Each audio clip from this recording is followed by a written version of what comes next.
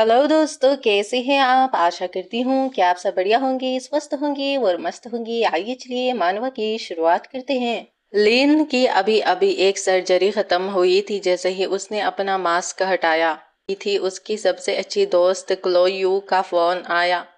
तुम्हें पता है ना कि तुम्हारा पति देश वापस आ गया और ऑनलाइन इसकी खूब चर्चा हो रही है।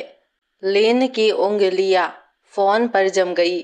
उसकी आवाज में लंबे ऑपरेशन की थकान साफ झलक रही थी। तुम्हारा मतलब है कि एडन वापस आ गया है? क्लो, जो कभी भी बात को घुमा फिरा कर नहीं कहती थी, उसने तुरंत जवाब दिया। उस बेवकूफ ने तुम्हें बताया ही नहीं। मेरे डिपार्टमेंट के लड़कियां दिन भर गपशप कर रही है और तुम्हें बिल्कुल भी पता नहीं है।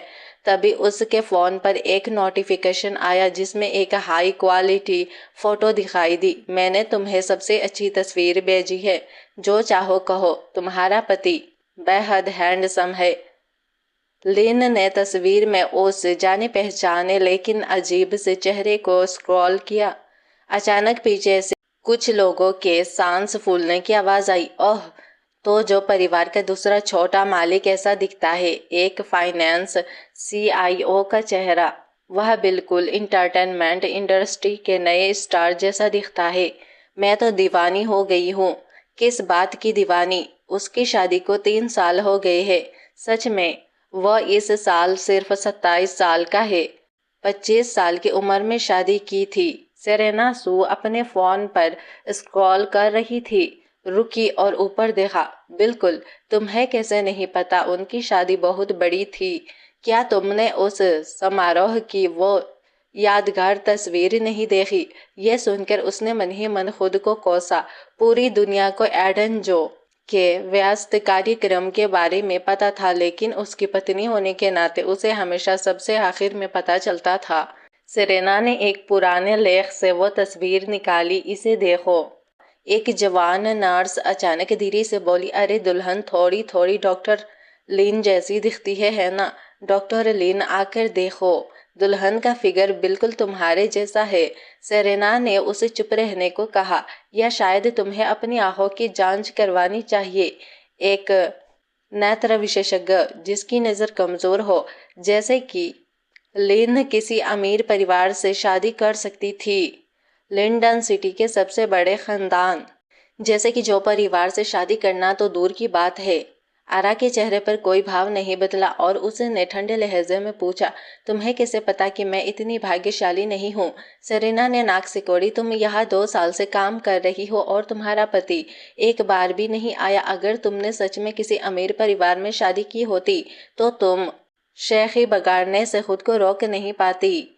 आरा लिन की आवाज सपाट थी। क्योंकि मैंने एक भूत से शादी की है। वह थोड़ी देर रुकी, सेरेना को देखते हुए, और बाकी नर्सें एकदम शांत हो गई थी। मुझे डर है कि अगर मैं उसे बाहर लाऊंगी तो आप सब डर कर भाग जाएंगी। जैसे ही वह नर्स स्टेशन से निकली, उसका फोन फिर से बज उठा। यह एडन की माँ का मैसेज था। एडन वापस आ गया है। उससे इस बारे में जल्द से जल्द बात करना, याद रखना। आरा मैसेज को देखती रही। उसकी उंगलियां स्क्रीन पर अटकी रही। वह जवाब टाइप नहीं कर पा रही थी। उसी समय शहर के बीचों बीच एक प्राइवेट क्लब में एडन जो ने अपने फोन की स्क्रीन पर अंगूठा चलाया। उसने पत्नी के नाम से सेव किए गए कॉन्ट्रैक्ट का मैसेज देखा। तुम कब वापस आई? मुझे तुमसे बात करनी है। उसके बगल में बैठी लड़की उन 2 शब्दों को सुनकर चौंक गई और अपना मुंह ढक लिया। मिस्टर जाओ, आप शादीशुदा है? एडन ने शरारती अंदाज में अपना फोन लहराया। उसका लहजा चिढ़ाने वाला था। क्या मेरी शादी की अंगूठी काफी चमकदार नहीं है? तभी उसकी नजर उसकी उंगली पर मौजूद सादी लेकिन चमकदार अंगूठी पर पड़ी। वह एक्साइटेड होकर उसके पास झुकी। आपकी पत्नी कैसी है? एडन ने सिगरेट का एक कश लिया। उसके होठों पर मुस्कान आ गई। मेरी पत्नी तुम्हारे जितनी सुंदर नहीं है। लियोशी अचानक बीच में बोला, उसकी बात मत सुनो, तुम पूरे लिंटन शहर में खोज लो, उसकी पत्नी से ज्यादा सुंदर कोई नहीं मिलेगी। लियोशी ने उसे एक गिलास वाइन पकड़ा दी। एडन, अब जब तुम वापस आ गए हो तो क्या हम वहीं से शुरू करें जहां हमने छोड़ा था? एडन ने गिलास को हाथ में घुमाया। तुम चाहते हो कि मैं शुरू करूं? उनके बगल में बैठा दोस्त जोर से हंस पड़ा। तुम जानते हो कि लियो तुम्हारे प्रति कितना वफादार है। वह तुम्हें तुम्हारी पत्नी से भी ज्यादा याद करता है। लियो ने उसे लात मारी। चुप रहो तुम दोनों। एडन, उनकी बात मत सुनो। चलो तुम्हारी वापसी की याद में एक तस्वीर लेते हैं। उस रात 10:30 बजे डाइनिंग रूम का झूमर अभी भी जल रहा था, लेकिन मेज पर रखे 4 व्यंजन और सूप बहुत पहले ही ठंडे हो चुके थे। आरालीन मेज पर बैठी थी। उसकी उंगलियां अपने फोन पर यूं ही चल रही थी। वह लियोशी की नई पोस्ट पर रुक गई। तस्वीर में एडन भीड़ से घिरा हुआ था। एक लड़की उससे चिपकी हुई थी। उसकी आंखें तारीफ से चमक रही थी। आरा ने अपनी बेवकूफ़ी पर खुद को कोसा। लगता है वो आज रात घर नहीं आएगा। 2 साल इंतजार करने के बाद भी उसने सबक क्यों नहीं सीखा? उसने ऐप बंद कर दिया। यादें बर्फीले सर्दियों के एक दिन की ओर लौट गई। तुम्हें इतनी चोट क्यों लगी है? क्या तुमने अपना हाथ पकाने की कोशिश की? तुम खाना बनाना बिल्कुल नहीं जानती। अब से तुम्हें रसोई में आने की मनाही है। वह उसके सामने घुटनों के बल बैठ गया और उसके घाव पर पट्टी बांधने लगा। आरा रूठ कर बैठ गई और बहस करने लगी। बर्फ ने सभी रास्ते बंद कर दिए थे। अगर मैं खाना नहीं बनाऊंगी तो हम क्या खाएंगे? मैं तुम्हारा ख्याल रखूंगा, मैं हूं ना। तुम तो बिगड़े हुए मालिक हो, दूसरों का ख्याल रखना तुम्हें क्या आता है? एडन ने ऊपर देखा और नाक सिकोड़ी। क्या मैंने कल रात तुम्हारा अच्छे से ख्याल नहीं रखा? आरा के गाल तुरंत लाल हो गई। तो मुझे क्या करना चाहिए? उसने पूछा। एडन अचानक उसके करीब झुक गया। तुम्हें बस मुझसे प्यार करना है, बस इतना ही काफी है। यादों में खो जाओ। आरा की आंखों में आंसू भर आए। उसने अपनी उंगली में शादी की अंगूठी को देखा और मन ही मन बुदबुदाई, एडन, जो तुमने अचानक मुझसे प्यार करना क्यों बंद कर दिया? आरा देर रात तक एडन का इंतजार करती रही, लेकिन वह घर नहीं आया। आखिरकार वह सोने चली गई। बेडरूम का दरवाजा चरमराते हुए खुला। एक लंबी पतली परछाई फर्श पर फैल गई। एडन बिस्तर के पास खड़ा था। उसकी नजर आरा के सोते हुए चेहरे पर टिकी थी। उसकी अपनी आंखें दबी हुई भावनाओं से भरी थी। वह पूरे 30 सेकंड तक वही खड़ा रहा, फिर धीरे से नीचे झुका। जैसे ही उसकी ठंडी शराब की महक वाली सांस उसके माथे को छूने वाली थी, आरा की आंखें खुल गई। उसकी साफ आंखें पहले धुंधली थी, नींद से भरी उलझन में, लेकिन जब उसने सामने का चेहरा साफ देखा तो उसकी पुतलियां सिकुड़ गई और वह चौंक कर बिस्तर पर सीधी बैठ गई। कंबल उसकी कमर तक सरक गया, जिससे उसके कंधे पर एक हल्का सा निशान दिखाई दिया। एडन वही जम गया, झुका हुआ था। एक हाथ जेब में था। जाहिर है उसने उसकी जागने की उम्मीद नहीं की थी। उसका गला सूख गया, मानो वह किसी अजीब भावना को छिपा रहा हो। उसके होठों पर एक ठंडी चिढ़ाने वाली मुस्कान फैल गई। इतनी डरी हुई क्यों हो? क्या तुम्हें लगा कि मैं तुम्हें चूमने वाला था? वह सीधा खड़ा हुआ। उसकी आवाज व्यंग्य से भरी थी। मैं बस देख रहा था कि तुम गहरी नींद में सो रही हो या नहीं। तुम्हारी सतर्कता बेकार है। कोई भी अंदर आ सकता है और तुम्हें पता भी नहीं चलेगा। आरा ने अपनी नजरें नीचे कर ली। उसकी आवाज नींद से भरी हुई थी। मुझे लगा था कि तुम आज रात घर नहीं आओगे। एडन ने अपनी कमीज के बटन खोलते हुए बेपरवाही से पूछा। तुम नहीं चाहती कि मैं ऐसा करूं? घर में किसी आदमी को छुपा रही हो? आरा कुछ पल चुप रही। उसकी उंगलियां गले में लटके हार के कुंडे से खेल रही थी। आखिरकार उसने कहा, मैं तुमसे बात करना चाहती हूँ, लेकिन बातचीत शुरू होने से पहले ही खत्म हो गई। एडन के मजाकिया सुझाव ने उसे रोक दिया। अगर बात करनी है तो दरवाजे पर रुक गया। पीछे मुड़कर उसे देखते हुए 2 साल पहले उसने जो बातचीत सुनी थी, बाथरूम में बात करना चाहती हो तो मेरे पीछे आओ। एडन बाथरूम में रुक गया। तभी उसके दिमाग में कुछ पल कौंधे। एले लेनार, मुझे तुम्हारी चुनी हुई बहू से बहुत जलन हो रही है। सुंदर और स्वयं परिवार में पली बड़ी, इसीलिए तुम उसे अच्छी तरह जानती हो और वह एडन के लिए एकदम सही है। मुझे ऐसा सौभाग्य क्यों नहीं मिला? एडन की माँ ने आह भरी। सही है, पहले तो वह एथन से शादी करना चाहती थी, अब उसके दिल में एडन के लिए कितना प्यार बचा है। महिला चौंक गई। क्या उसे तुम्हारा बड़ा बेटा पसंद है? उसकी आवाज एकदम ठंडी थी। उसे हमेशा से बड़ा बेटा ज्यादा पसंद रहा है। जब भी एथन घर आता वह बैठक में उसका इंतजार करती। उसके लिए उसकी मुस्कान एडन से ज्यादा खिलखिलाती। उसे अपनी औकात जाननी चाहिए। एथन परिवार का वारिस बनने वाला है। वह एक गोद ली हुई अनाथ से शादी कैसे कर सकता है? एडन ने उस याद को मन से हटा दिया।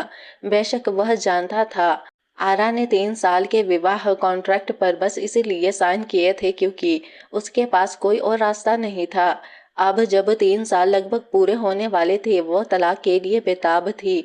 ठीक है, वह उसे अपनी मनमानी नहीं करने देगा। बिना कुछ कहे एडन मुड़ा और बाथरूम में चला गया। अगली सुबह आरा ने रसोई में जल्दी से 2 मोटे सैंडविच बनाए।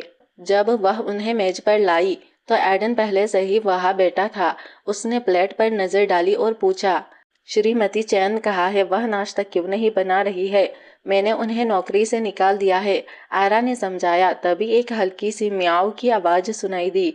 एडन की बाहें घृणा से सिकुड़ गई। यह कौन सी आवारा बिल्ली है? आरा ने उसके लहजे पर चिढ़ाते हुए कहा, मैंने इसे जन्म दिया है। एडन ने नाक सिकोड़ी। तो फिर तुम नोबेल पुरस्कार की हकदार हो। आरा ने कोई जवाब नहीं दिया, लेकिन एडन अचानक खड़ा हो गया। उसकी आवाज सख्त थी। इसे भगाओ, मैं उस चीज को घर में नहीं देखना चाहता।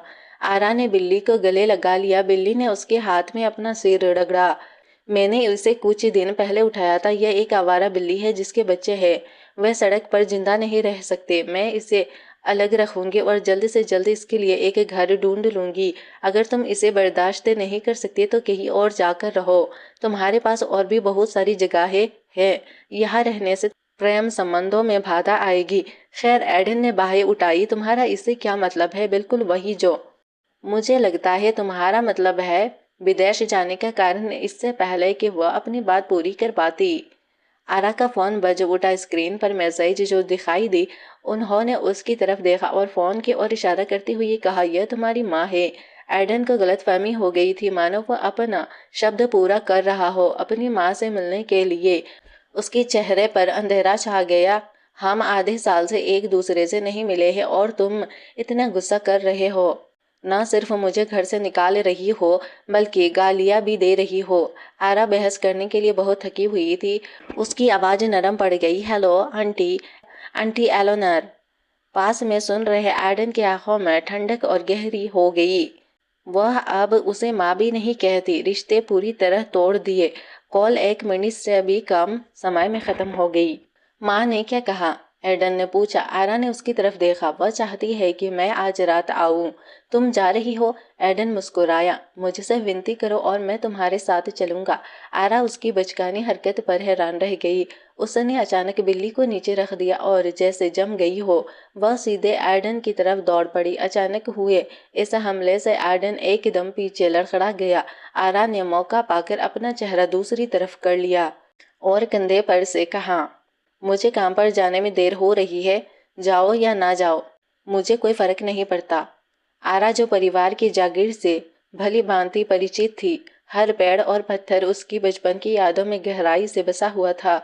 अपने माता पिता की एक्सीडेंट के बाद उसे जो परिवार ने अपने साथ ले लिया था, वे इसे गोद लेना कहते थे, लेकिन यह मासिक खर्चे जैसा लगता था।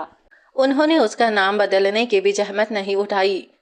श्रीमान और श्रीमती जो उसे कभी पसंद नहीं करते थे, उस बड़े जागीर में बस आंटी जाओ ही थी जो वास्तव में उसकी परवाह करती थी। उसे वापस देख कर आंटी जाओ का चेहरा स्नेह भरी मुस्कान से खिल उठा। तुम वापस आ गई आरा। मैंने सुना है कि तुमने श्रीमती चैन को जाने दिया है। मालकिन इससे खुश नहीं लग रही है। आरा को हैरानी नहीं हुआ कि यह खबर एलेनार जो तक पहुंच गई। एडन ने शादी करने के बाद से जो परिवार श्रीमती चैन को उसकी सेवा करने के लिए भेजता रहा था, बैठक कक्ष में एलेनार जो पारंपरिक लंबी पोशाक में सोफे पर शान से बैठी थी। आरा को देखकर उन्होंने आदेश दिया, श्रीमती चैन को अभी वापस बुलाओ। सालों से छोटी बड़ी बात हो या सही गलत, एलेनोर हमेशा उसे ताने मारती रहती थी। बचपन से ही ऐसा चलता आ रहा था। जब श्रीमती चैन ने चुगली करते हुए पूछा, क्या तुमने पूछा कि मैंने उसे क्यों निकाल दिया, तो एलेनोर ने उसकी ओर देखा। ये तो बस पीठ पीछे की गपशप है, कोई बड़ी बात नहीं। तुम एडन की पत्नी हो, जो परिवार की दूसरी युवा मालकिन। अगर तुम नौकरानी को भी संभाल नहीं सकती तो सब तुम्हें नीचा समझेंगे। अगर अब तुम एडन को वापस बुला चुकी हो, तुम्हें खाना बनाना नहीं आता, क्या आप घर का काम काज नहीं संभाल पा रहे हैं? उसने आज्ञाकारी भाव से सिर झुकाया। हाँ हाँ। क्या? पीछे से एक सुस्त आवाज आई। एडन कंधे पर जैकेट लटकाया, होठों पर हल्की मुस्कान लिए लिविंग रूम में आया।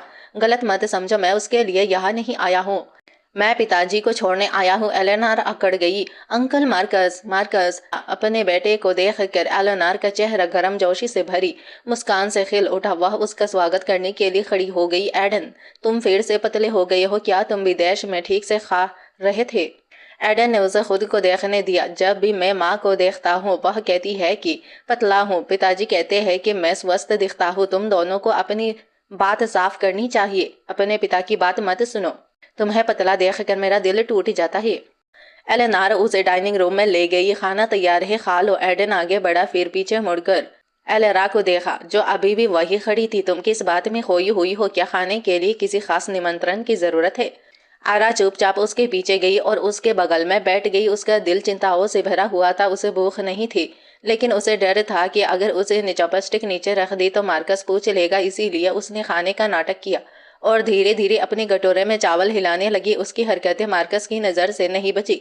तुम इतना कम क्यों खा रही हो? तुम्हें पसंद नहीं है? वह अपना सिर हिलाने ही वाली थी कि एडन ने उसे तिरछी नजर से देखा। उसे बिल्ली का खाना खाना होगा। कौन जाने वह क्या खा रही थी कि अब बिल्लियां पैदा कर रही है।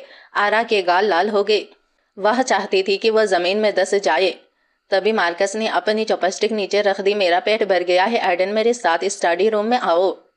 दोनों आदमियों के जाने के बाद एलेनोर का चेहरा तुरंत ठंडा पड़ गया। एडन के साथ तलाक का क्या चल रहा है? तुम कब फाइल कर रही हो? आरा कुछ सेकंड के लिए चुप रही। इससे पहले कि वह जवाब दे पाती, एलेनोर का सब्र टूट गया। तुमने उसे नहीं बताया? तुमने 3 साल का समझौता किया था। क्या तुम इसे और लंबा खींचना चाहती हो? तुमने एडन को बहुत तकलीफ दी है। क्या तुम्हें पता है कि एक माँ को कैसा लगता है जब उसका बेटा सालों तक विदेश में रहता है और तुम्हारी वजह से घर आने की जहमत नहीं उठाता? तुम एडन का दिल नहीं जीत सकती। तुमने उसकी जिंदगी बर्बाद कर दी है। श्रीमती चैन भी तुम्हारा मजाक उड़ाती है। अगर तुम्हें शर्म नहीं आती तो मुझे आती है। नहीं गई, डर नहीं लगता? इससे भी ज्यादा दुख तब हुआ जब मैंने हाउसकीपिंग चैन को बुराई करते सुना। उसके पीठ पीछे इतनी देर हो गई। छोटी मालकिन तुम्हें क्यों डांटेंगी? श्रीमती चैन ने क्या जवाब दिया? वह मेरा कुछ नहीं बिगाड़ सकती। मेरी तनख्वाह जो परिवार से आती है, इस घर में उसकी कोई चलती नहीं। उसे दूसरी छोटी मालकिन कहते हैं, पर वो तो बस दिखावे की चीज है। दूसरे छोटे मालिक एडन को उससे जबरदस्ती शादी करनी पड़ी। उसके दिल में उसके लिए कोई जगह नहीं है। वह इसे बर्दाश्त नहीं कर सका, इसीलिए वह अपनी बचपन की प्रेमिका को ढूंढने के लिए 2 साल विदेश चला गया। तो सबकी नजरों में एडन को उससे जबरदस्ती शादी करनी पड़ी। वह उसके कारण विदेश गया। उससे नफरत करना उसकी गलती थी। सारा दोष उसी पर आ गया। आरा ने गहरी सांस ली। आखिरकार वह खुद को रोक नहीं पाई। यह शादी भी मेरी मर्जी से नहीं हुई थी, भूलो मत। तुम्हारे परिवार को मेरी मदद की जरूरत थी। एलेनोर का चेहरा सख्त हो गया। मुझे पता है, तुमने उस मामले में हमारी मदद की थी। हम तुम्हें धोखा नहीं देंगे। तुम्हें खूब पैसा मिलेगा। एक बार जब तुम एडन को तलाक दे दोगी तो सब खत्म हो जाएगा। उसके बाद से तुम और जो परिवार एक दूसरे के श्रेणी नहीं होंगे। आरा ने अपनी करवाहट छिपाने के लिए नजरें झुका ली। मैं उससे बात करूंगी। जो के घर से निकलते हुए उसने देखा कि एडन पहले से ही कार के पास सिगरेट पी रहा था। अंधेरे में सिगरेट की नोक लाल चमक रही थी। रात की हवा उसकी बेफिक्र आकृति को उभार रही थी। उसकी नजर उसके हाथों में रखे गत्ते के डिब्बे पर पड़ी। यह क्या सामान है जो मेरे बचपन का है? पहले लेना भूल गई थी। एडन ने दरवाजा खोला। और कुछ टूट गया है क्या? आज ही सब कुछ साफ कर देते हैं। और कुछ नहीं, उसने कहा। बाकी जो परिवार का है तुम रख लो। वह कार में बैठ गई और दरवाजा जोर से बंद कर दिया। एडन ने एक पल के लिए बंद दरवाजे को देखा, फिर अपनी नाक रगड़ी। उसका गुस्सा सच में बढ़ गया था। कार बड़ी थी लेकिन अंदर का माहौल घुटन भरा था, जैसे कोई अदृश्य जाल उसे अंदर फंसा रहा हो। लंबे समय तक चुप रहने के बाद आखिरकार उसने बोलने की हिम्मत जुटाई, लेकिन इससे पहले कि वह कुछ कह पाती, बस 1 महीना बचा है। एडन की ठंडी आवाज बीच में ही रुक गई। उसने ड्राइवर को गाड़ी रोकने का आदेश दिया। फिर उसे धीमी आवाज सुनी, बाहर निकलो, मुझे कुछ काम है, मैं तुम्हें लेने के लिए दूसरी गाड़ी भेज देता हूँ। उसने आगे बढ़ाकर उसके लिए दरवाजा खोल दिया। आरा ने सहज ही पूछा, इतनी रात को कहाँ जा रहे हो? एडन की नजरें उसके चेहरे पर घूमी। उसके भाव समझ से परे थे। आप बहुत ज्यादा पूछ रही है। उसके शब्द उसे बुरी तरह चुभे। बर्फ के पानी की बाल्टी। आरा ने कुछ और नहीं कहा, चुपचाप दरवाजा खोलकर खाली सड़क पर कदम रख दिया। एडन ने बस इतना कहा, फिर ड्राइवर को गाड़ी तेज चलाने का आदेश दिया। गाड़ी की पिछली बत्तियां रात के अंधेरे में गायब हो गई। सुनसान सड़क पर बस स्ट्रीट लाइटों की हल्की पीली रोशनी रह गई। ठंडी हवा उसकी गर्दन से टकराई, जिससे उसकी हड्डियां तक कांप उठी। आरा दूर तक देखते रही। उसके दिल में करवाहट उमड़ रही थी। रुको, वह पहले ही 2 दर्द भरे जी मिचलाने वाले साल इंतजार कर चुकी है। गाड़ी शायद कभी ना आए, ठीक वैसे ही जैसे एडन उन 2 सालों में कभी घर ना आया। अब किसी की भी उम्मीद करना बेकार था। कंपनी के मुख्यालय के बाहर कहीं एडन अपना फोन पकड़े हुए था। क्या वह मिल गई? दूसरी तरफ से जल्दी से जवाब आया, नहीं महोदय, मैंने देखा कि मैडम ने टैक्सी ली और चली गई। जैसे ही उसने फोन रखा, सहायक ने डिग्गी से गत्ते का डिब्बा निकाला। श्रीमान जो, मुझे लगता है कि यह वही डिब्बा है जो मैडम गाड़ी में भूल गई थी। एडन ने सहमति में गुनगुनाया और उसे वापस भेजने को कहा। घर लौटकर क्लोई का फोन आया। उसकी सबसे अच्छी दोस्त की आवाज स्पीकर से गूंज उठी। उस बुढ़िया ने क्या कहा? अब कोई कर्ज नहीं, जो पर तुम्हारा बहुत कर्ज है, उस जो को बुरा लगने का क्या हक है? अगर उसे बुरा लगा होता तो उसे तुम्हें छूना ही नहीं चाहिए था। है भगवान, उसे अपने प्यारे बेटे से पूछना चाहिए कि क्या उसे तब बुरा लगा था। आरा पानी पीते पीते लगभग अटक गई। क्लोई, अपनी जबान संभालो, बकवास मत करो। क्या हम सब अब बड़े हो गए हैं? यह कोई बड़ा राज नहीं है जिसे बुरा लगना चाहिए। वह तुम हो। तुमने अपनी जिंदगी के सबसे अच्छे 3 साल इस शादी में बर्बाद कर दिए और अंत में तुम्हारा दिल टूट गया और सब तुम पर हंसने लगे। वह उस घटिया सैलीन जंग के साथ विदेश में मौज मस्ती कर रहा था, जबकि सारा दोष तुम पर आ गया। उसकी दोस्त के शब्दों ने उसके दिल पर गहरा असर डाला। तुम सही कह रही हो, अब चुप रहो। क्लोई की आवाज तुरंत नरम पड़ गई। हाँ हाँ, दुख की बात है, मुझे अभी अभी बोनस मिला है। इस वीकेंड में तुम्हें दावत पर ले जा रही हूँ और तुम्हारे लिए एक बड़ा सरप्राइज है। तभी दरवाजे की घंटी बजी। आरा ने क्लो से कहा कि उसे दरवाजा खोलना होगा और वह खोलने चली गई। उसने सोचा कि शायद एडन होगा, लेकिन जब उसने दरवाजा खोला तो उसने देखा कि उसका सहायक गत्ते का डिब्बा लिए खड़ा है। मैडम, आप इसे कार में भूल गई थी। मिस्टर जो ने मुझे इसे वापस लाने को कहा था। आरा उसे अंदर आने देने के लिए एक तरफ हट गई। शुक्रिया मिस्टर जो, को यह जानकर राहत मिलेगी कि आप सुरक्षित घर पहुंच गए हैं।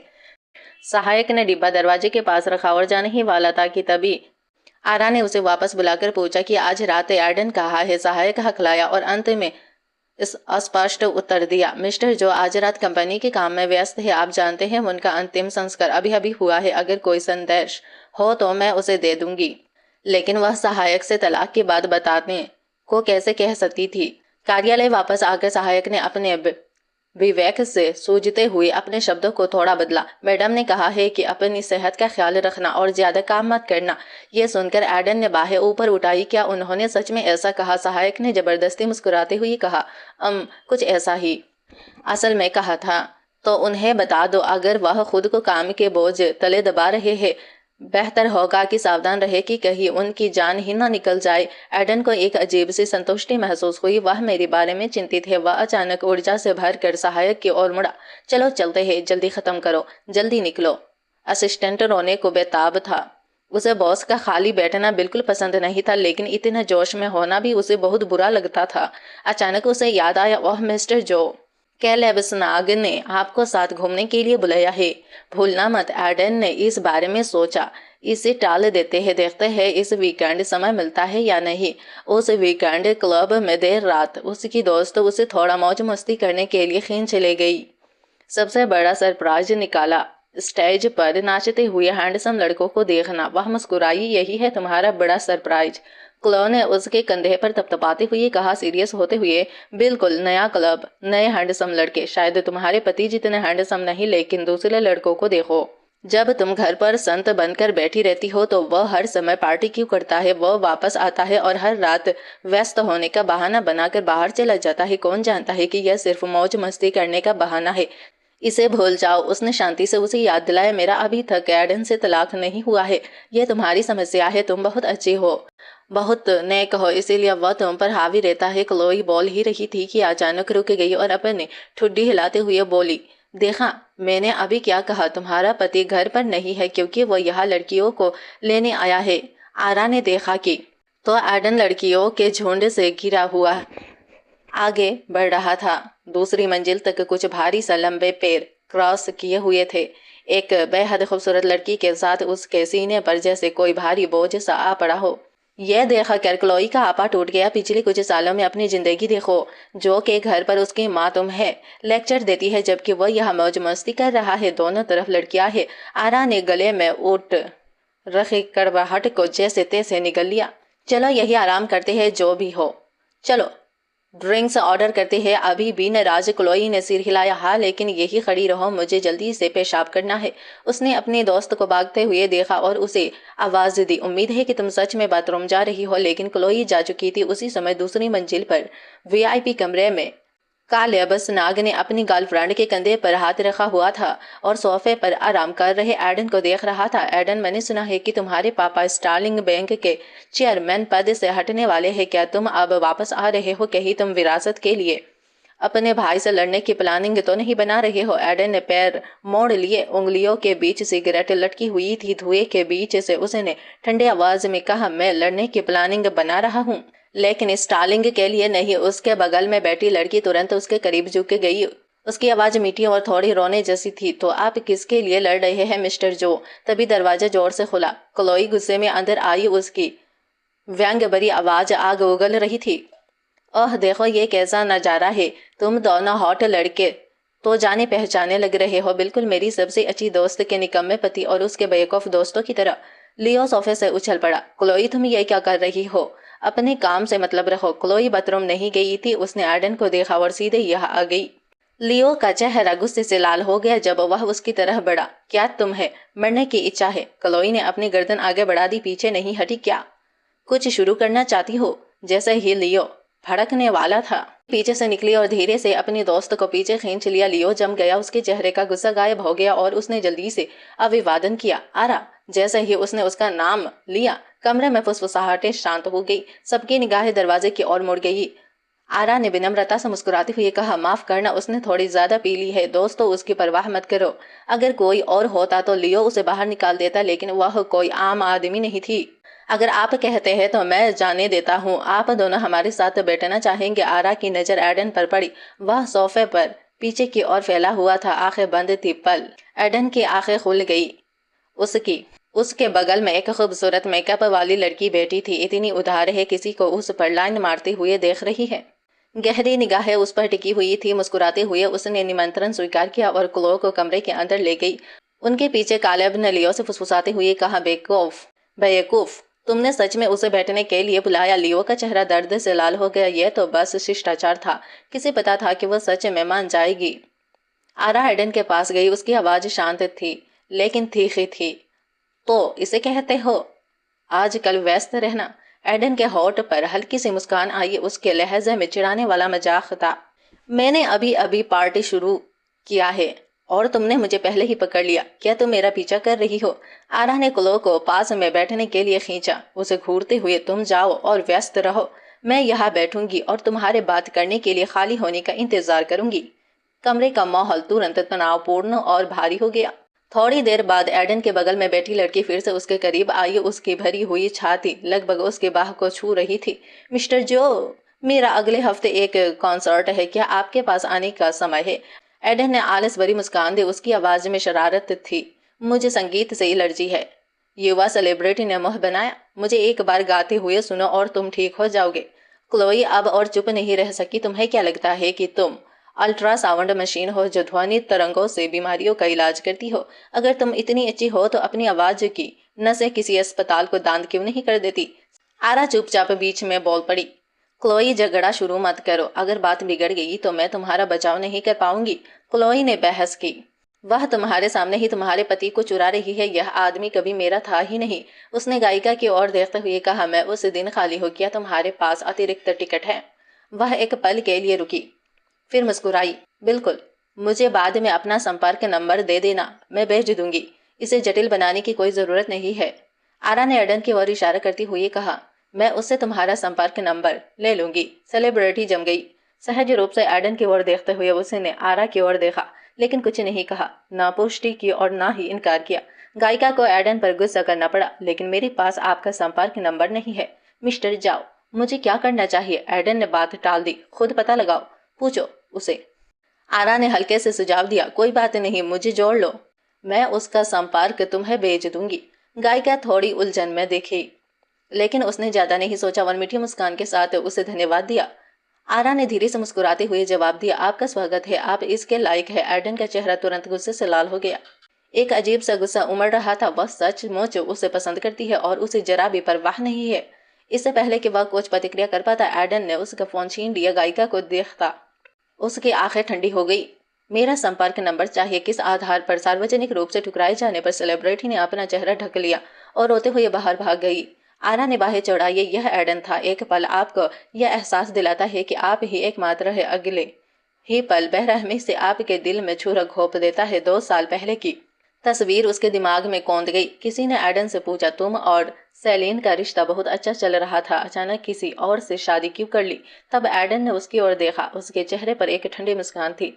जिससे मैं चाहता था उससे शादी नहीं कर सका, इसलिए मैंने बस किसी से भी शादी कर ली ताकि यह सब खत्म हो जाए। अभी एडन ने फोन वापस कर दिया।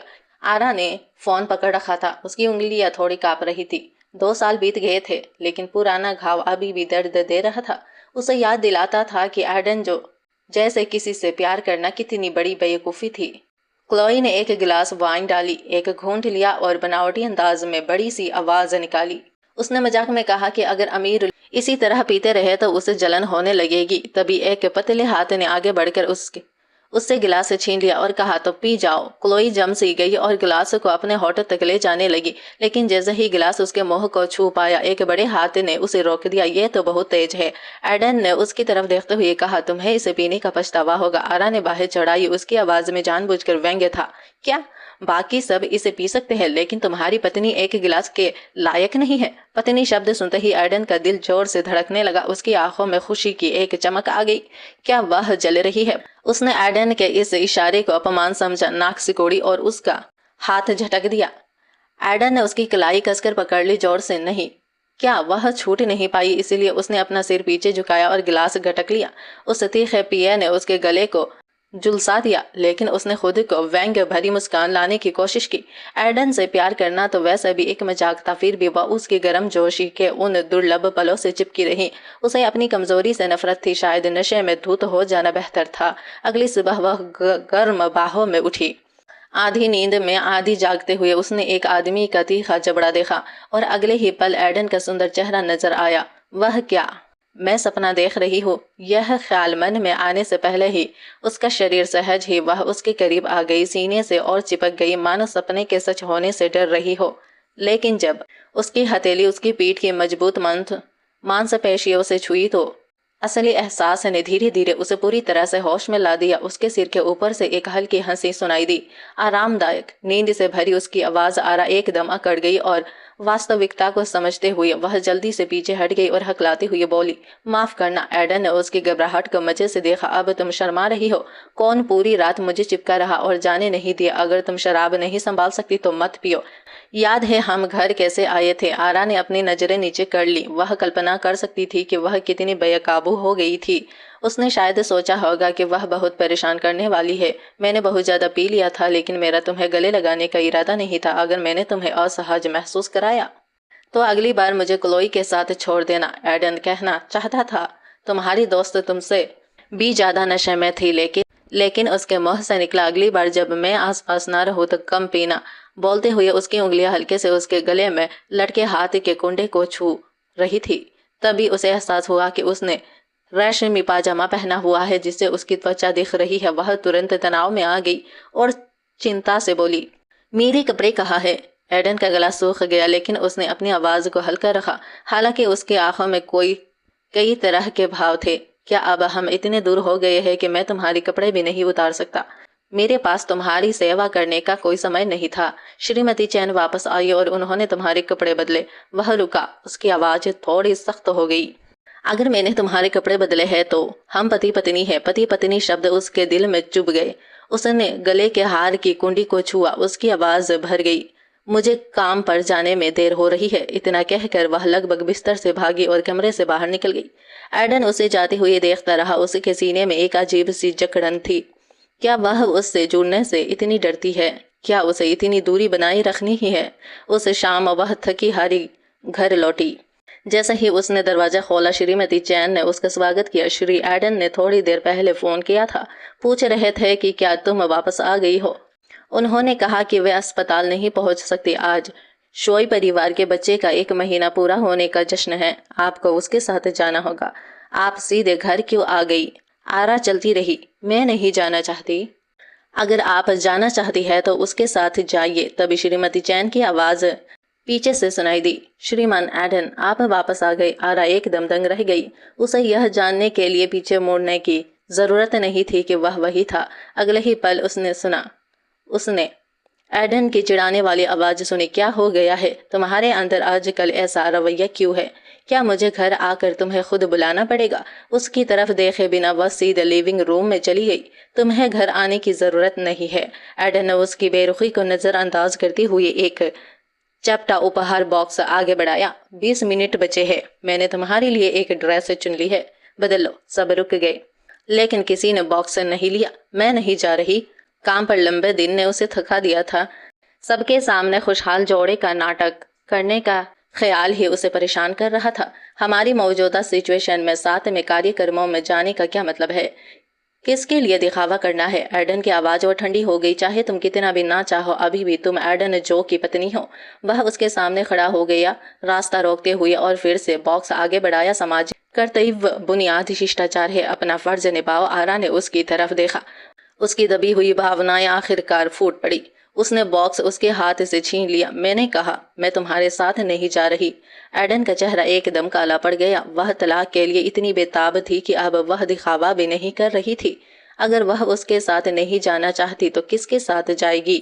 इससे पहले कि वह मुड़ पाती, उसने उसकी कलाई पकड़ ली। इससे पहले कि वह कुछ प्रतिक्रिया कर पाती, उसने उसे अपने कंधे पर उठा लिया। उसकी आवाज दृढ़ और अटल थी। अगर तुम नहीं बदलोगी तो मैं तुम्हें खुद बदल दूंगा। आरा ने संघर्ष किया, लेकिन उसने उसे कसकर पकड़ रखा था। वह इतनी गुस्से में और घबराई हुई थी कि एक पल के लिए उसकी बोलती बंद हो गई। बोलते बोलते उसने उसे नरम बिस्तर पर धीरे से लिटा दिया। उसने बाहें चौड़ाई और ऊपर देखा। विरोध करने ही वाली थी, लेकिन वह पहले ही उसकी कमीज का ऊपर वाला बटन खोलने के लिए हाथ बढ़ा चुका था, जिससे आरा का दिल जोर से धड़कने लगा। उसने उसका हाथ झटक दिया। उसकी आवाज घबराहट से भरी थी। मुझे मत छुओ, मैं खुद बदल लूंगी। मुड़ जाओ। उसकी प्रतिक्रिया देखकर एडन आत्मसमर्पण करते हुए हाथ ऊपर उठाकर खड़ा हो गया। उसकी आवाज में मजाकिया सहजता थी। तुम्हारा कौन सा हिस्सा मैंने नहीं देखा? अब भी नखरे दिखा रही थी। फिर भी उसने कही हुई बात मानी और पीठ फेर ली, लेकिन कुछ कहने से खुद को रोक नहीं पाया। क्या तुम्हें सच में मदद की जरूरत नहीं है? नहीं, उसने पीछे से चिल्लाकर कहा। और झांकना मत। कौन झांकना चाहेगा? एडन बुदबुदाया, लेकिन कुछ मिनट बाद उसका सब्र टूट गया। हो गया। उसने तभी पीछे मोड़ा जब उसने धीमी आवाज में हो गया सुना। उसकी निगाहें उस पर टिक गई। यह वही रेशमी पोशाक थी जिसे उसने बड़ी सावधानी से तैयार किया था। उसके शरीर से लिपटे मुलायम कपड़े पर, जिससे वह सरुचिपूर्ण और आकर्षक दोनों दिखती है। शुद्ध। मुझे अब एहसास हुआ कि ड्रेस तुम पर थोड़ी ढीली है। क्या मैंने गलत साइज चुन लिया? दरअसल वह चिंतित था। वह और भी पतली हो गई थी, लेकिन उसे लगा कि उसने किस साइज में गड़बड़ कर दी है। उसने उसे घूर कर देखा। तो फिर किसी ऐसे इंसान को ढूंढो जो इस साइज का हो और उसे ले जाओ। एडन बड़बड़ाते हुए जल्दी से उसके बगल में चलने लगा। तुम्हारा यह गुस्सा पहले कभी नहीं था। पिछले 2 सालों से तुम बहुत जिद्दी हो गई हो। हमेशा मुझसे रूखी रहती हो। एकदम पलट गई। मैंने कब तुमसे रूखा बिहेवियर किया है? उसने देखा कि उसका चेहरा बिल्ली के बच्चे की तरह फुला हुआ सा लग रहा था। इसीलिए उसने उसे और चिढ़ाने का फैसला किया। और तुम अब भी बिल्ली की माँ होने से इनकार करती हो? तुम क्या कह रहे हो? तुम्हारी बात समझ में नहीं आ रही है। आरा ने फिर से घूर कर देखा। उसकी आंखों में कोमल स्नेहपूर्ण मुस्कान को नजरअंदाज करते हुए देखा। बिल्ली के बच्चे फिर से घूर रहे हैं। वह जल्दी से पार्टी में पहुंच गए। आरा आज्ञाकारी रूप से उसके साथ हाथ मिलाकर वह उसे मेजबान का अभिवादन करने के लिए ले गया। एडन को देखते ही श्री शाही दिल खोल कर हंसे। जब भी मेरे तह खाने से शराब की बोतल गायब होती है, मुझे पता चल जाता है कि तुम वापस शहर आ गए हो। मेरा पोता लियो हमेशा तुम्हारे लिए बढ़िया शराब चुपके से ले आता है। उनके बगल में लियो का चेहरा एकदम लाल हो गया, मानो वह जमीन में धंस जाना चाहता हो। उसने आरा की ओर मुड़कर कहा, काफी समय हो गया छोटी आरा, हर बार जब मैं तुम्हें देखता हूँ तुम और भी सुंदर लगती हो। आरा ने मीठी मुस्कान दी। नए पोते के लिए बधाई हो। आपकी और एडन की शादी को लगभग 3 साल हो गए हैं ना? आप दोनों बच्चे कब पैदा करने की प्लानिंग बना रहे हैं? आरा की मुस्कान गायब हो गई। उसने अस्पष्ट सा जवाब दिया, हमने अभी इसके बारे में सोचा नहीं है। बूढ़ा आदमी क्लियरली संतुष्ट नहीं था। अच्छा अब सोच लो, तुम्हारी माँ पोते को गोद में लेने के लिए तड़प रही है। जल्दी करो और उसे लाड़ प्यार करने के लिए एक बच्चा दे दो। वह चुप हो गई। मदद के लिए बेताब होकर एडन की तरफ देखने लगी, लेकिन वह चुपचाप वही खड़ा रहा। ना तो परवाह की और ना ही दखल दिया। अचानक उसने बोलना शुरू किया। उसकी आवाज इतनी तेज थी कि आसपास के लोग सुन सके। असल में हमारे बच्चे ना होने का कारण मेरी समस्या नहीं है। एडन की बाहें तन गई। बड़ों के जटिल चिंतित चेहरों को देखकर उसने खुद की तरफ इशारा किया। तुम्हारा मतलब है कि यह मेरी समस्या है? मेरे लिए कहना आसान नहीं है। मैं थोड़ी ताजी हवा लेने बाहर जा रही हूँ। तुमने खुद श्री शाही को समझाया था। इतना कहकर आरा ने अपने कपड़े समेटी और भाग गई। एडन को अकेला छोड़कर भाग गई। रोकते हुए लियो ने अपने हंसी रोकने की कोशिश की। तुम कहते हो कि उसे इतनी समझ नहीं है? हंसी से उसका गला भर आया। उसने एडन के कंधे पर थपथपाते हुए कहा, दोस्त, उस समस्या के बारे में डॉक्टर से मिलने में जरा भी संकोच मत करना, ठीक है? उसी समय वह थोड़ी ताजी हवा लेने के लिए बाहर चली गई। उसने पुल के पास एक बेंच देखी और बैठने ही वाली थी कि अचानक उस पर पानी की बौछार पड़ी और वह पूरी तरह भीग गई। एक छोटा लड़का वहां पानी की बंदूक लिए खड़ा था। उसके चेहरे पर शरारती मुस्कान थी। अगले ही पल उसने सीधे उस पर पानी की बौछार कर दी। आरा ने बाहें चौड़ाई। क्या तुम मुझे जानते हो? बच्चे, तुम मुझ पर पानी क्यों डाल रहे हो? मैं तुम्हें नहीं जानता। मैं जब चाहूं तब पानी डालता हूँ, लड़के ने चिल्लाते हुए फिर से उस पर पानी डाल दिया। एक बच्चे से बहस करना बेकार समझते हुए वह मुड़कर जाने लगी, लेकिन बच्चा उसके पीछे भागा। मैं तुम्हारा मेकअप हटा देता हूँ, उसने चिल्लाते हुए पानी की बंदूक सीधे उसके चेहरे पर तान दी। जैसे ही वह पानी डालने वाला था, एक लंबा सुंदर हाथ आगे बढ़ा और लड़के की कलाई को कसकर पकड़ लिया। एडन उसके पीछे आ गया। उसका पूरा शरीर बर्फीले तनाव से भरा हुआ था। मेरी पत्नी का मेकअप बहुत अच्छा लग रहा है, इसे धोने की तुम्हें किसने इजाजत दी? मुझसे पूछे बिना मेरी पत्नी को परेशान कर रहे हो।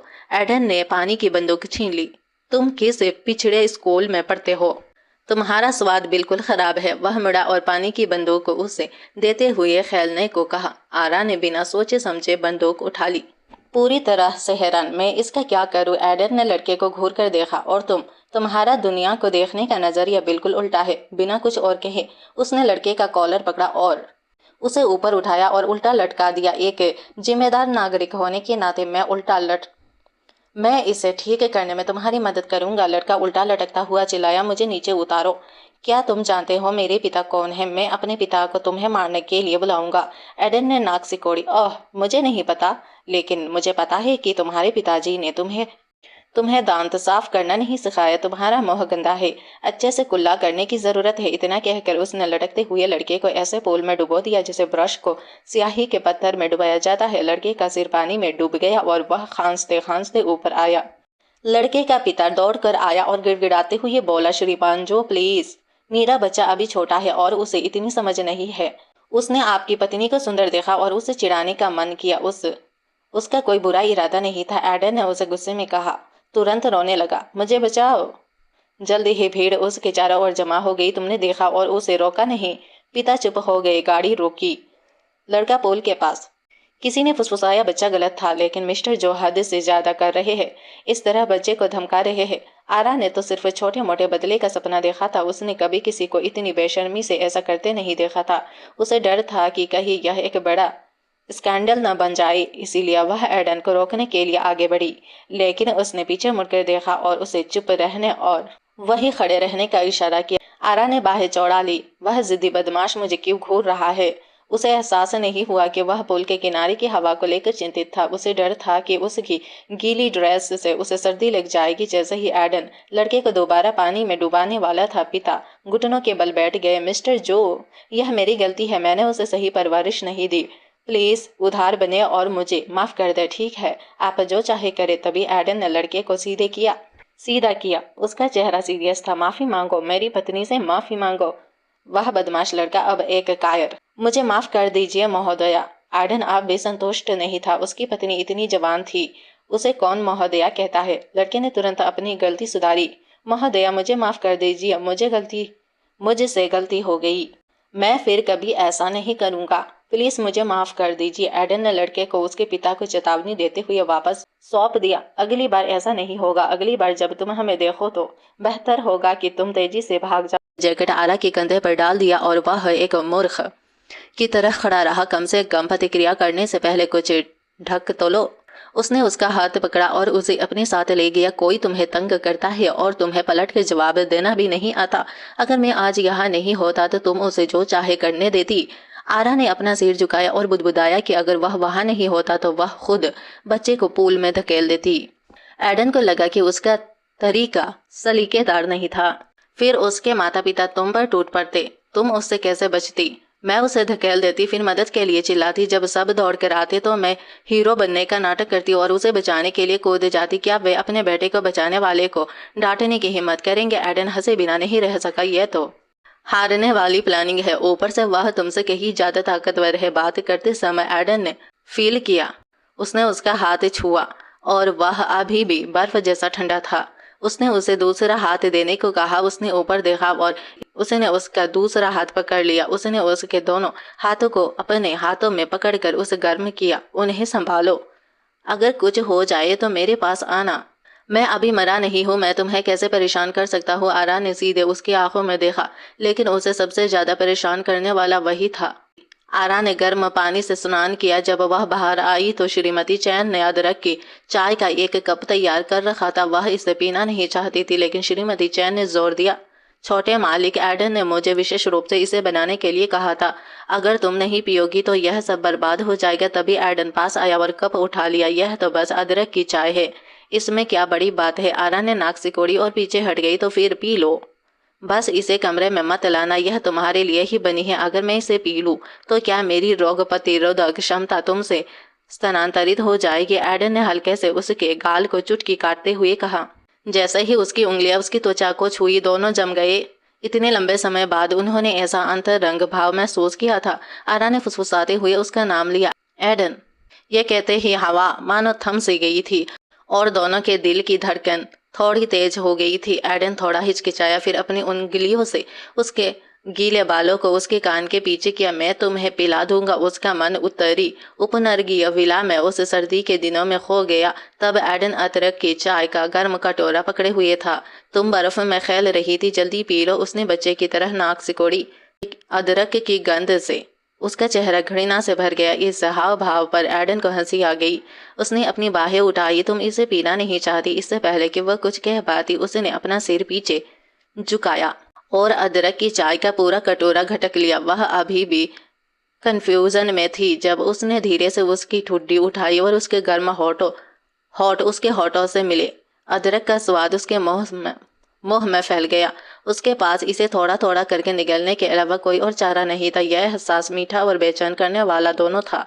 जब वह पीछे हटा तो एडन की आंखों में मुस्कान सर्दियों की धूप की तरह थी, जो दिल को पिघला रही थी। लेकिन एडन की आवाज ने उस खूबसूरत याद से वापस वर्तमान में खींच लिया। या मैं इसे तुम्हें खिला दूंगा। इससे पहले कि वह जवाब दे पाती, फोन की घंटी ने उसके दुर्लभ रोमांस को भंग कर दिया। यह देख करके यह शहर के अस्पताल के निदेशक का फोन था। आरा ने तुरंत जवाब दिया, एक शर्त। सेरेना ने सिचुएशन का गलत आंकलन किया था, जिसके कारण परिवार का उस पर से भरोसा उठ गया था और उन्हें सर्जरी अपने हाथ में लेनी थी। उसने तुरंत मान गई। फोन रखने के बाद आरा ने जल्दी से एडन को बताया कि उसे तुरंत अस्पताल जाना है। उसने उसे छोड़ने की पेशकश की, लेकिन उसने विनम्रता से मना कर दिया। उसके अत्यधिक औपचारिक लहजे ने उनके बीच के उस दीवार को फिर से खड़ा कर दिया जो अभी अभी टूटना शुरू हुई थी। उसे जल्दी जाते देख एडन का दिल बैठ गया। उसे समझ नहीं आ रहा था कि वह हमेशा उससे इस तरह दूरी क्यों बनाए रखती है। अपने सहकर्मियों को यह क्यों नहीं बताना चाहती कि वह मौजूद है। क्या उसके रिश्ते को स्वीकार करना वाकई इतना मुश्किल है? उसने धीरे से आह भरी, कितनी निर्दयी है। अगर मुझे तुम्हारी परवाह नहीं होती तो तुम्हारे बीमार होने पर किसे फिक्र होती। अस्पताल के ब्रेक रूम की शांति सुबह में उसने लगातार कई बार छींका। उसे पता था कि उसे सर्दी लग गई है, लेकिन फिर भी उसने दांत पीस कर इसे सहन किया और अपना सफेद कोट पहन लिया। जैसे ही वह बाहर निकलने वाली थी, पीछे से एक मजाक उड़ाने वाली आवाज आई। ओह, सर्दी लग गई क्या? इसीलिए कि तुमने कल रात मेरा सर्जरी कैस लिया था।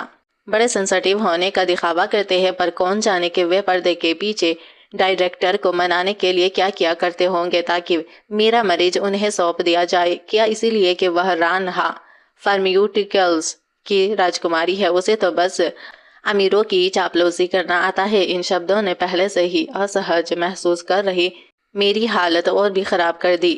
उसके अंदर गुस्से की एक चिंगारी भड़क उठी। उसने लॉकर का दरवाजा जोर से बंद किया और पलट कर जवाब दिया, डायरेक्टर ने सर्जरी सीधे मुझे सौंपी थी।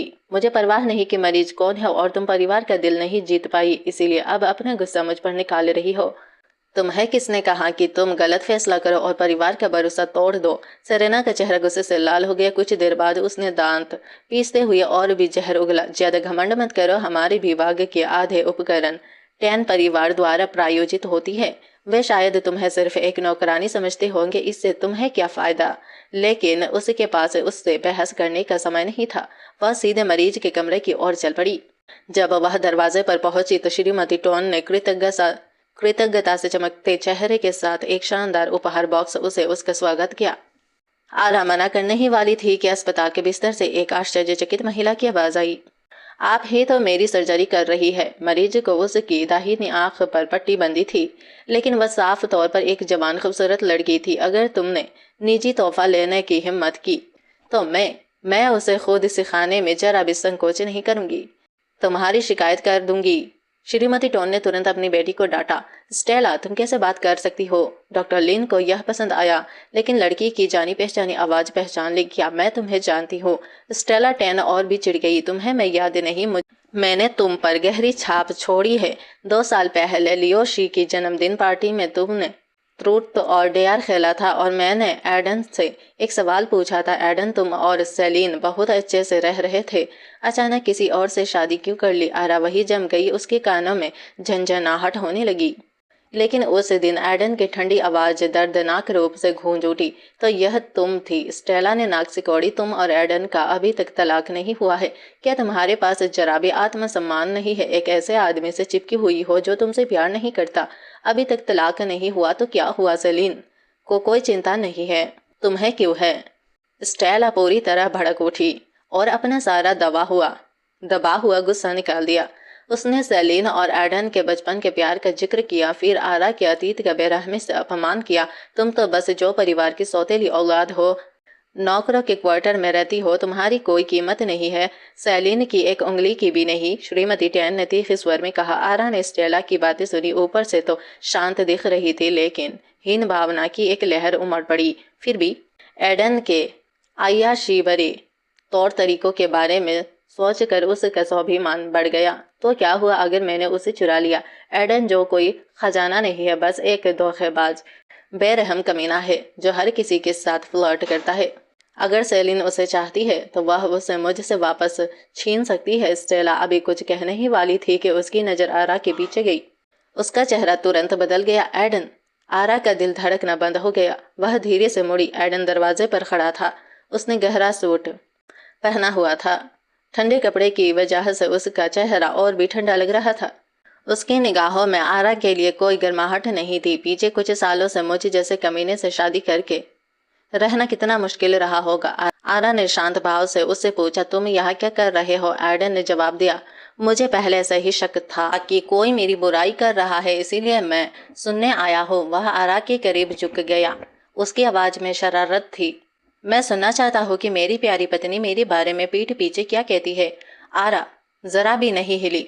मैंने कुछ भी गलत नहीं कहा। श्रीमती टॉन ने मामले को सुलझाने की कोशिश की, लेकिन एडन ने उन्हें बीच में ही रोक दिया। आपके और श्रीमान टॉन के सम्मान में मैं इस बार इसे जाने देता हूँ। अगली बार मैं आपको बताऊंगा कि क्या कहना है और क्या नहीं कहना है। उसके धमकी भरे अंदाज से स्टेला बिस्तर पर सिकोड़ गई। एडन के जाते समय उसने सहज ही आरा की ओर देखा, लेकिन उसका चेहरा पूरी तरह से शांत। उसके सीने पर भारीपन महसूस हो रहा था। क्या वह सचमुच उसके लिए इतना महत्वहीन था कि उसे कुछ भी महसूस नहीं होता था? क्या वह उससे थोड़ा सा भी प्यार नहीं करती थी? अस्पताल के प्रवेश द्वार पर एडन ने उसके लिए लाया हुआ कोट पकड़ा हुआ था। उसे चिंता थी कि उसे ठंड लग जाएगी। फिर उसने उसे अपने सहायक को वापस दे दिया। उसे ठंड में जमने दो, उसने ठंडी आवाज में कहा। वह मजबूत है, मुझे जैसे बेवकूफ से उसे कोट की जरूरत नहीं है। सहायक ने बैग को पकड़े रहा, असमंजस में था, लेकिन पूछने से डर रहा था। कमरे में श्रीमती टॉन ने आरा से माफी मांगी। आरा ने कहा कि इसका स्टेला से कोई लेना देना नहीं है और जाने की तैयारी करने लगी। जैसे ही वह बाहर निकली, वह हिचकिचाई, सोच रही थी कि क्या उसे एडन से माफी मांगनी चाहिए। बेवकूफ शब्द ने शायद उसे बहुत चोट पहुंचाई थी। तभी उसने श्रीमती टॉन को स्टेला को अपने अतीत के बारे में बताते हुए सुना। पता चला कि वह कभी राजकुमारी थी। उसके माता पिता शक्तिशाली लोग थे, लेकिन स्टैलिंग बैंक में आंतरिक सत्ता संघर्ष में फंस गए। उसके परिवार का अपहरण कर लिया गया और वह अकेली जिंदा बची थी। वह कुछ समय तक अपनी चाची के साथ रही, फिर उसे छोड़ दिया गया और उसके बाद उसने कई साल अनाथालय में बिताए, जब तक कि एक पत्रकार ने उसका इंटरव्यू नहीं लिया और सबको पता चला कि उसके पिता की मृत्यु जो परिवार के हितों की रक्षा करते हुए हुई थी। जो परिवार रातों रात सुर्खियों में आ गया, तब स्टेला दंग रह गई। उसने हमेशा सोचा था कि जो परिवार द्वारा गोद लिया जाना उसके लिए सौभाग्य की बात है, लेकिन उसे इसके पीछे की कहानी का कोई अंदाजा नहीं था। तो जो परिवार ने उसे घोटाले को छिपाने के लिए गोद लिया था, उसने अपनी माँ से पूछा। श्रीमती टॉन ने सिर हिलाया। कुछ हद तक हाँ, कुछ हद तक ना। जो परिवार के प्रभाव के कारण उन्हें बदनामी का डर नहीं था, उन्हें अपनी छवि सुधारने के लिए किसी बच्चे को गोद लेने की जरूरत नहीं थी। खुद श्रीमती जो ने उसे अपने साथ रखने की पेशकश की थी। स्टेला अपने ही शब्दों के बारे में सोचने लगी। शर्म से उसका चेहरा लाल हो गया। तो स्टेलिंग बैंक्स की सफलता उसके माता पिता के बलिदान पर टिकी थी। जो परिवार को उसका आभारी होना चाहिए, वह उनके साथ अच्छे से रहती होगी, है ना? बात इतनी आसान नहीं है। श्रीमती टॉन ने कहा कि जब वह उनके पास आई थी तब वह 12 या 13 साल की थी। इन परिस्थितियों में बाहर से सब कुछ ग्लैमरस लगता है, लेकिन असलियत सिर्फ वही जानती है। दरवाजे के बाहर खड़े खड़े उसे बीते दिन याद आ गए। छोटा एडन उसे चुभने वाले शब्दों से चिढ़ाता रहता था। वह उसके बालों की तरफ इशारा करके हंसता था। किसने तुम्हारे बाल तरबूज की तरह काटे हैं? अब से मैं तुम्हें तरबूज वाली मुस्कान कहूंगा। उस समय वह उसके साथ बहुत बुरा बर्ताव करता था, फिर भी वह नादानी से उसके प्यार में पड़ गई। उसने कड़वी आत्मा व्यंग्यात्मक प्रतिक्रिया दी। उसके प्यार में पड़ गई। उसने जो भी दुखदाई बातें कही थी, उनके मुकाबले उसे बदतमीज कहना कुछ भी नहीं था। कमरे में श्रीमती टॉन बोलती रही। मैं तुम्हें यह इसलिए बता रही हूँ ताकि तुम समझ सको कि उस बेचारी लड़की ने कितना दुख सहा है। उसके लिए यह आसान नहीं रहा है, इसीलिए वार इसे और मुश्किल मत बनाओ। स्टेला की आवाज पछतावे से भरी थी। उसकी हालत वाकई बहुत खराब है। अगली बार जब मैं उससे मिलूंगी तो मैं ठीक से माफी मांगूंगी। आरा ने और नहीं सुना, लेकिन एडन की ठंडी आंखें उसकी दिमाग में बार बार घूम रही थी। वह फिर हिचकिचाई। शायद उसे सच में माफी मांग लेनी चाहिए, लेकिन फिर उसे याद आया कि एडन ने पुरानी बातों के लिए कभी माफी नहीं मांगी थी। अगर उसे दुख हुआ तो उसे क्या फर्क पड़ता है? उस शाम घर वापस आकर श्रीमती चैन खाने से भरी मेज के सामने आह भरती रही। क्या बर्बादी है, मैंने यह सब बेकार में किया। अभी छोटे मालिक एडन को फोन किया था। उन्होंने कहा कि वह घर खाना खाने नहीं आ रहे हैं। क्या तुम दोनों कल अच्छे से बात नहीं कर रहे थे? क्या हुआ? आरा, जो पहले से ही चिड़ी हुई थी, पलट कर जवाब दिया। अगर तुम्हें सास बनना है तो जाकर कोई असली बहू ढूंढ लो। उसने मेज पर रखे परिचित व्यंजनों को देखा और सोचा कि शायद 1 महीने में यह थका देने वाली शादी खत्म हो जाएगी। लेकिन तभी अचानक एडन अंदर आ गया। उसने मूर्खता से सोचा था कि आरा का दिल नरम पड़ गया है और उसने श्रीमती चैन से उसे घर बुलाने को कहा था। आरा के मुंह से निकले पहले शब्द तलाक के बारे में था। क्या तुम अभी भी खाली हो? मुझे बात करनी है। बस 1 महीना बचा है। उसका अच्छा मोड़ गायब हो गया।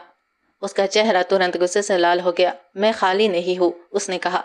इस बेवकूफ को पहले खाना खाना होगा। एडन ने एक कुर्सी खींची और बैठ गया। यह देखकर उसने जो कहना चाहा उसे रोक लिया, लेकिन जैसे ही वह बैठा वह धीरे से खड़ी हो गई। मैं कमरे में तुम्हारा इंतजार करूंगी, उसने कहा और फिर मुंह फेर लिया। एडन का दिल बैठ गया। वह उसके साथ एक बार भी खाना नहीं खाना चाहती।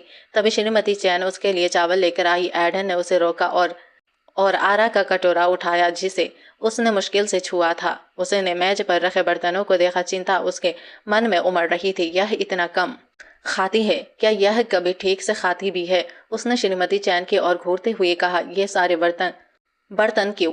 क्या आपको नहीं पता कि यह खाने के मामले में नखरे करती है? बैंगन और बांस के अंकुर उसे बिल्कुल पसंद नहीं है। उसके अचानक गुस्से से घबराकर श्रीमती चैन ने जल्दी से समझाया, क्या आपको इस घर के ये व्यंजन पसंद है? बिल्कुल, हम आपकी जरूरतों के हिसाब से व्यंजन परोसते हैं। मैं लिविंग रूम में जा रहा हूँ, उसने कहा और मुड़ गया। तुम उसे हर दिन ऐसे ही खिलाते हो। मैंने तुम्हें आरा की देखभाल के लिए रखा था। 3 साल बीत गए और तुम्हें अब भी नहीं पता कि बॉस कौन है? एडन के शांत सवाल ने श्रीमती चैन को हैरान कर दिया। उन्होंने जल्दी से वादा किया कि वे दोबारा ऐसा नहीं करेंगी। आरा अभी कमरे में सोफे पर बैठी ही थी कि एडन अंदर आ गया। वह हैरान थी। तुमने इतनी जल्दी खा लिया? एडन ने उसके दुबले होते शरीर को देखा। उसके सीने में कड़वाहट उठ रही थी। उसने उसे निगल लिया और धीरे से कहा, मैं इतने गुस्से में था कि निगल नहीं पाया। आरा ने सीधे उसकी आंखों में देखा। सोच रही थी कि क्या वह अब भी उसे बदतमीज कहने पर नाराज है। हाँ, बस 1 महीना बचा है, चिंता करने की जरूरत नहीं है। यह सोचते हुए वह माफी मांगने के लिए खड़ा हो गया। मैंने पहले बिना सोचे समझे बोल दिया, मुझे माफ कर दो। एडन की उदास आंखें तुरंत चमक उठी। क्या उसे अक्ल आ गई? क्या वह आगे बढ़ना चाहती है? वह उम्मीद से इंतजार कर रहा था, लेकिन उसके अगले शब्द उसके दिल की आग को ठंडे पानी की बाल्टी की तरह बुझा गई। चलो तलाक ले लेते हैं। 3 साल के समझौते में सिर्फ 3 हफ्ते बचे। एडन के होठों पर एक कड़वी व्यंग्यात्मक मुस्कान आ गई। बेशक मैं बहुत भोला हूँ। वह मेरे साथ क्यों रहना चाहेगी? वह मुझसे नफरत करती है। वह मेरी जिंदगी से भागने के लिए बेताब है। वह अचानक उसके करीब आ गया। इतनी जल्दी क्या? क्या तुम्हें कोई नया मिल गया? लेकिन अंदर ही अंदर वह चीख रहा था, आरा बस ना कह दो, कह दो कि कोई और नहीं है। उसके व्यंग्य भरे लहजे ने उसे चोट पहुंचाई। चाहे मुझे कोई मिले या ना मिले, इससे तुम्हें क्या फर्क पड़ता है? तलाक के बाद हम बराबर है। तुम जिसे चाहो उसके पीछे जा सकते हो। मुझे अपनी जिंदगी जीने का अधिकार है। हमारा रिश्ता खत्म हो चुका है। उसे साफ लग रहा था कि उसे कोई नया मिल गया है और वह सोचता है कि हर कोई उसी की तरह बेवफा है। एडन के होठों पर एक ठंडी मुस्कान खिल उठी। तुम सच में बेताब हो। इससे पहले कि वह अपनी बात पूरी कर पाती, एक हल्की सी म्याऊं की आवाज ने उसे रोक दिया। वह जल्दी से पीछे हट गया। आरा, अगर तुम मुझे भगाना चाहते हो तो कम से कम कोई समझदारी वाला तरीका अपनाओ। आरा ने जल्दी से बिल्ली के बच्चे को उठा लिया। अगर एक छोटी सी बिल्ली तुम्हें मार सकती है तो तुम जरूर बहुत कमजोर होंगे। एडन इतना गुस्से में था कि उसे समझ नहीं आ रहा था कि हंसे या रोए। वह पलट कर जवाब देने ही वाला था कि उसे अचानक छींक आ गई। आरा को आखिरकार समझ आया, तुम्हें बिल्लियों से एलर्जी है। एडन मुस्कुराया। अब तुम्हें पता चल गया। मुझे तुम्हारी सारी पसंद नापसंद पता है, लेकिन तुम मेरे बारे में कुछ नहीं जानती। वह कमरे में एक पल भी और नहीं रह सकता था। मैं अब इस बिस्तर पर नहीं सोऊंगा। मैं उसके दिल में आरा उसे जाते हुए देखती रही। उसे अपराध बोध हो रहा था। मानो या ना मानो, मेरा यहाँ छिपने का कोई इरादा नहीं था। बस दरवाजा जोर से बंद होने की आवाज ने जवाब दिया। आरा ने अपना सिर नीचे कर लिया। उदास महसूस कर रही थी। उन्होंने अभी तक तलाक के बारे में बात नहीं की थी। उसे लग रहा था कि एडन जानबूझकर इस विषय से बच रहा है। लेकिन क्यों? क्या वह तलाक नहीं चाहता? नहीं, यह असंभव है। अगली सुबह आरा स्टेला टैन के कमरे में गई और उसे बताया कि वह ठीक हो रही है, बस आराम की जरूरत है। वह जाने ही वाली थी कि किसी ने उसका हाथ पकड़ लिया। स्टेला की आवाज में जल्दबाजी और पछतावे का भाव था। मुझे माफ कर दो, मैंने बिना सोचे समझे बोल दिया। बस मान लो कि मैं बकवास कर रही थी। आरा पीछे मुड़ी और शांति से उसे देखा। मैंने सुन लिया, छोड़ दो। स्टेला ने नहीं छोड़ा। यह कैसी प्रतिक्रिया है? क्या तुम्हें यह नहीं कहना चाहिए? कोई बात नहीं, मैं तुम्हें माफ करती हूँ। हर शब्द साफ साफ कहा, क्योंकि यह ठीक नहीं है और मैं माफ नहीं कर सकती। माता पिता को खोने का दर्द कौन सहना चाहता है? किसी और के घर में रहना, हर पल तनाव में रहना। भला कौन चाहेगा कि जिसे प्यार करता है वही उसे चोट पहुंचाए और दूसरे उसका अपमान करे? हर किसी का अपना आत्मसम्मान होता है। आरा ने मुंह मोड़ लिया। स्टेला ने जिद करते हुए पीछे से आवाज लगाई, अरे मुझे अभी भी एक सवाल पूछना है। तुमने एडन से शादी क्यों की? वह तुम्हें पसंद नहीं करता और तुम उसे पसंद नहीं करती। आरा रुकी। उसकी आवाज़ शांत और स्थिर गूंजी। बुरा भला कहने से तुम्हारी आँख ठीक नहीं होंगी, चुप रहने से शायद ठीक हो जाए। एडन से अपनी शादी के बारे में सोचते हुए उसका मन अतीत में चला गया। स्कूल के दिनों में एडन एक शरारती और झगड़ालू लड़का था जो हमेशा डेटिंग करता और लड़ता रहता था। एक बार उसने स्कूल के एक बदमाश को इतना पीटा कि वह अस्पताल पहुंच गया।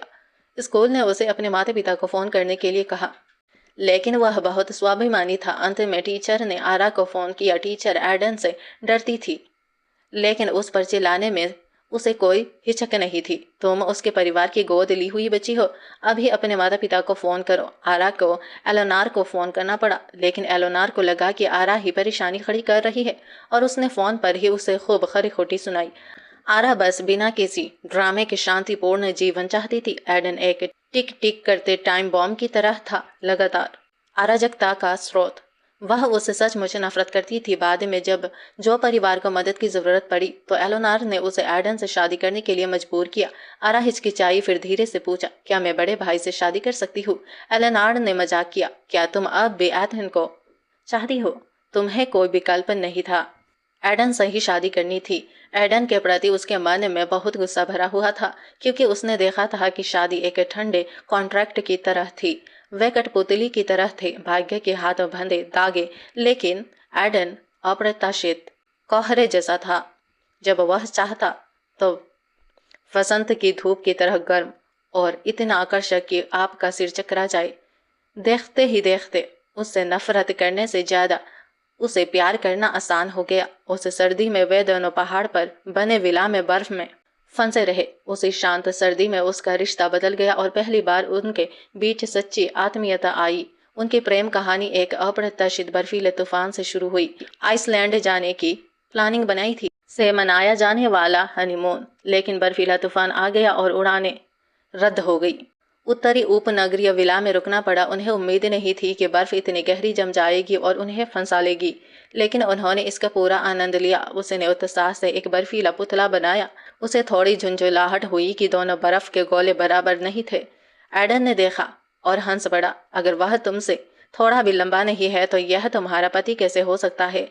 उसके शब्दों ने उसे स्तब्ध कर दिया। उसके दिल में एक अजीब सी हलचल मच गई। एडन ने बड़ी सावधानी से उसके स्नोमैन के आंखों के लिए 2 काले अंगूर और अपने स्नोमैन के लिए किशमिश लगाए। उसने मुस्कुराते हुए कहा, मैं लंबा हूँ और मेरी आंखें छोटी है, तुम छोटी हो और तुम्हारी आंखें बड़ी है। एकदम सही है ना? आरा ने कहा कि उसकी आंखें इतनी बड़ी नहीं है। एडन की मुस्कान स्नेह से भरी थी। बड़ी नहीं, इतनी बड़ी कि मैं अपनी आत्मा खो दूं। आरा खुद को रोक नहीं पाई और सामने खड़े उस सज्जन को देखने लगी। शादी के बाद एडन उस लड़के से बिल्कुल अलग था जिसे वह जानती थी। वह पानी की तरह कोमल था, हमेशा मुस्कुराता रहता था और जानता था कि उसे खुश करने के लिए क्या करना है। उसकी गहरी बुरी आंखें हंसी से भरी थी। उसने धीरे से कहा, आरा घूरना बंद करो, मुझे शर्म आ रही है।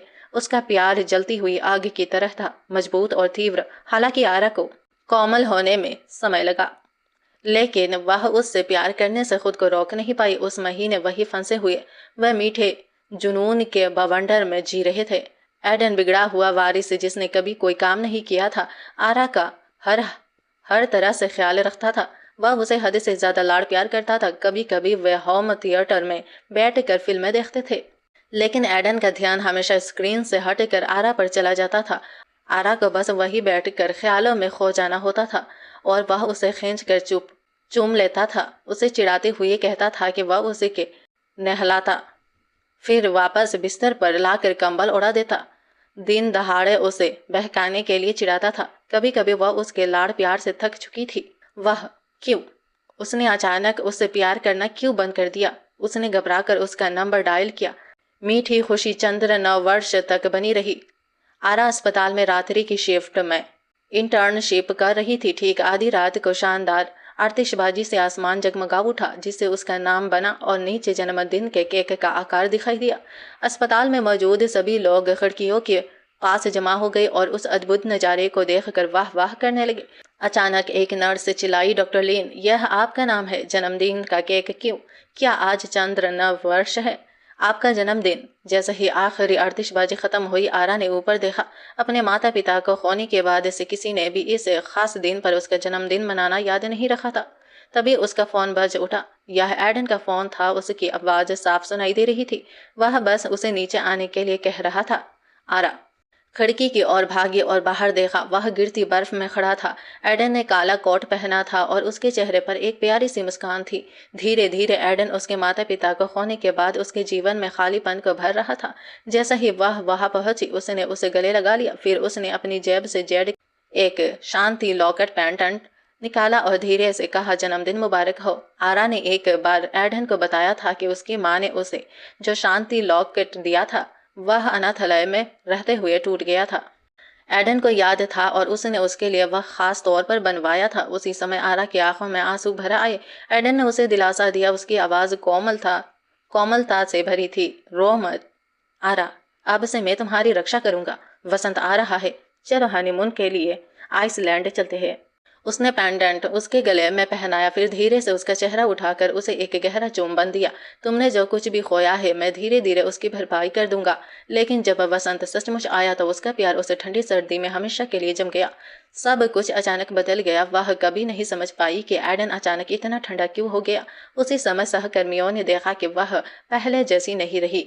पूछने पर पता चला कि उसे नींद नहीं आती। किसी ने उसे एक पारंपरिक चीनी चिकित्सक के बारे में बताया, उसके पास जाने की सलाह दी। लेकिन आरा का दिमाग सवालों से भरा हुआ था। वह सोचती रही, मैं एक समय कितनी खुश थी, वह अचानक क्यों बदल गया।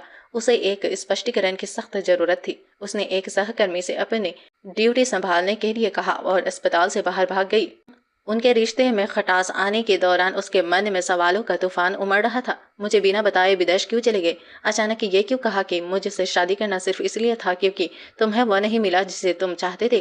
क्या हम पहले खुश नहीं थे?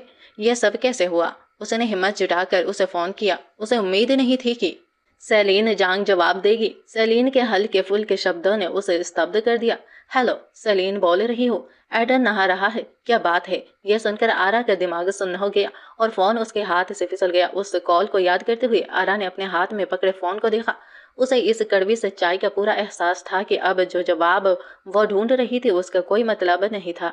अब पूछने से वह खुद को और ज्यादा शर्मिंदा ही करेगी। इसी बीच दूसरे देश के एक दफ्तर में सेलीन ने फोन पर खत्म हुई कॉल देखी। उसके होठ पर जीत की मुस्कान थी।